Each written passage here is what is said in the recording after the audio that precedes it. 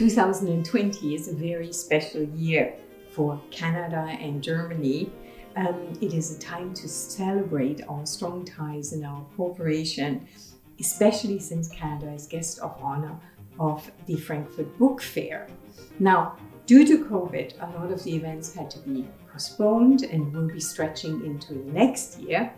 But we're still very, very happy to be able to partner with the NAC, the National Arts Centre Dance Department, in profiling the Canadian-born dancer Stephanie Troyak and to show her amazing journey from Canada to the world-famous Tanztheater Wuppertal, Pina Bausch, a Tanztheater that has had very, very strong ties with Canada.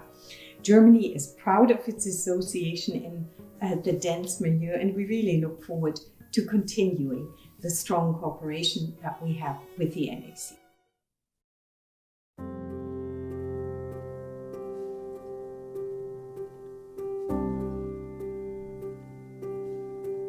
Here we are in one of the public spaces that you would have seen when you were here in 2017. Welcome, Stephanie Troyak. It's so great to see you. Stephanie, we're Canadians, we love to be proud of our Canadian friends and colleagues and artists who've had such great success, and you're so young and already so successful in your career. Let's go back though. Tell me a little bit about your background, where you were born, how dance found you, if you will. I was born in Kitchener, Ontario, and my mom was pregnant with my sister. I was about 2 years old, and we moved into a new house, and the next door neighbor happened to be a dance teacher. So the dance teacher's daughter was the same age as me, and shortly after that, maybe 2.5, I started going to the studio. I guess you could call it ballet, but I like to call it just running around in a tutu and doing whatever you call dance. And honestly, the rest is kind of history. From, I want to say, age 6, I started competing in dance, and then by age 8 or 9, I started doing the summer intensives at the National Ballet School of Canada, the NBS. So I was already hardcore training from a very young age. I moved to Texas when I was 13 years old, and we moved for my dad's work. My parents are also very supportive of my journey as a dancer and an artist, and they did a lot of research together with my sister and I, who's also a dancer, where to sort of live in Texas to kind of be around the best dance training that we could get possible. After Texas, I moved to New York. I went to NYU Tisch, New York University Tisch School of the Arts. I majored in dance, and I also minored in business. I knew I wanted to be in New York. I knew I wanted to be exposed to this kind of cultural center of everything. Those years in New York were really pivotal for me in finding myself as an artist and being surrounded by so many current things going on. It was overwhelming, but in a good way. It was just like so much at your fingertips, and I loved that. I also developed a relationship with one of my modern contemporary teachers, Rashawn Mitchell, who danced for the Cunningham company for a long, long time. And it's really interesting because we had coffee my 3rd year, and he knew kind of where I was headed, and I was just asking him, where do you think is good for me? And he was like, oh, I can see you in Pina Bausch in a couple years. I was like, wow, I don't know if I could see that, but wow, that's really cool. And one of the magical things that I did in New York was actually in 2014, I saw Pina Bausch company perform Contact Hof. And at the time, I mean, I was just going to see an amazing company perform, and that was the first time I had seen them live, and what an amazing piece also to see. So I just remember going in with, like, I had learned about Pina Bausch in dance history, and that was inspiring, but when I saw Contact Hoff, it was like my jaw was on the floor and my eyes were like, I was like on the edge of my seat for 3 hours and just being so amazed at this dance theater thing. Like, what is it? But it was just so powerful and so interesting. The Pina audition was 3 days long. It was already narrowed to a very high caliber of people, and many of them I recognized from big companies with many experiences that I don't have. So I just thought, you know, I have nothing to lose. I had no pressure on myself, actually, because I already felt like I'm so young and I'm so, I don't know, just kind of putting everything out there and you can take it or leave it kind of thing. Each round, they would cut people. So each round I kept making it and I would never know. And then by the last day, we were all exhausted. There was probably 20 people left, maybe 10 women and 10 men. And at the end, I just remember thinking, even if I don't get this job, this was like one of the best weekends ever to get all this knowledge, to experience this place. Everyone was so giving and so rich with information. It was super inspiring. And then the good news, yes, the good news is that I did get the job. So that was the cherry on top.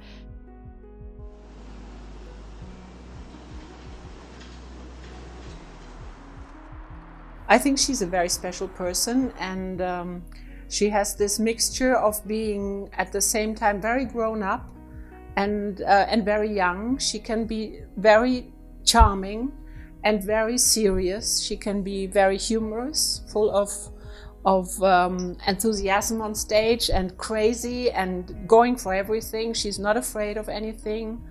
And I think that's a very special talent, that she has such a variety of possibilities how to act. And she's not just a good dancer, she's also a very good actress, which is absolutely necessary in this company. I think everybody's working on, and especially me at the moment, is to make the staging, the restaging, the recreation of the pieces of Pina a real creative process. And I think this is very important for the young dancers who haven't met her and who haven't been in the creation of the pieces that they're dancing now. Pina never wanted anybody to copy something, to repeat something, to anticipate something that they already know. Every performance, every evening had to be something new, something special, something surprising. So this is what the young dancers are asked for, and that's not so easy. One of my favorite things about working in this company is the unique, fascinating, incredible artists that I am lucky enough to call my colleagues.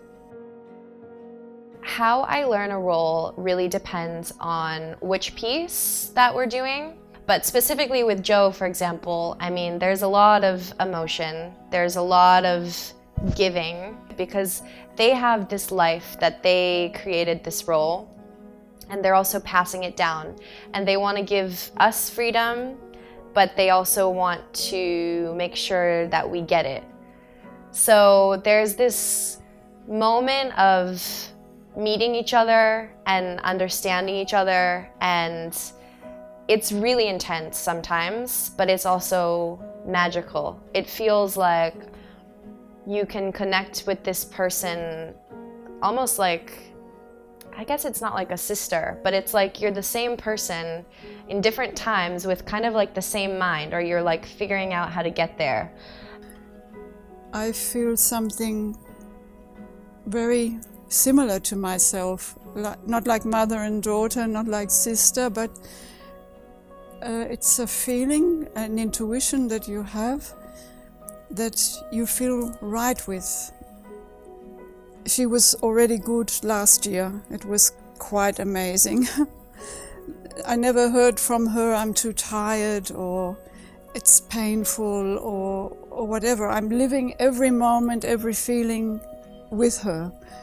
And it was just for me bliss to see that.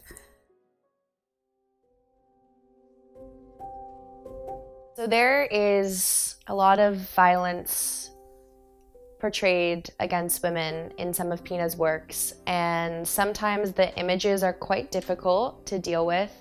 And I think that she portrays women in a very beautiful way, but also kind of shows the problems that exist in the world, in society towards women. And I also had the opportunity to dance the role of, well, play the role of Anna in The Seven Deadly Sins, which is a very challenging and emotionally, mentally, physically difficult role with a lot of sensitive content regarding violence towards women and rape and sexual abuse and harassment. It's difficult to have it happen to you so aggressively in a piece, like Seven Deadly Sins, and others like Blaubart was also quite difficult sometimes.